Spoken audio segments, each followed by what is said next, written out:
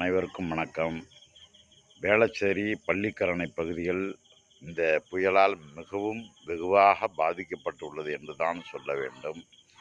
அந்த பகுதியிலே உள்ள வியாபாரிகள் அரை லிட்டர் பால் 100 ரூபாய்க்கும் 20 லிட்டர் தண்ணீர் 200 ரூபாய்க்கும் விற்பதாக செய்தி சேனல்கள் சொல்லுகிறது. மனசாட்சியோடு நடந்து கொள்ளுங்கள். மனிதம் செத்துவிடவில்லை. இப்படியெல்லாம் நீங்கள் செல்வம் சேர்க்க வேண்டும் என்கிற அவசியம் ஏற்படுமானால், இஸ்லாமிய மார்க்கத்திலே சொல்வது போல் உங்கள் மையத்தை கழுவுவதற்கு உங்களுக்கு தண்ணீர் கிடைக்காது.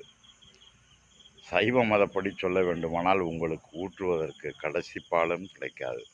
மனிதாபிமானத்தோடு நடந்து கொள்ளுங்கள். அரசு அந்த பகுதியில் பாலும் தண்ணீரும் உணவும் உடனடியாக விநியோகம் செய்ய ஏற்பாடு செய்யுங்கள். நன்றி, வணக்கம்.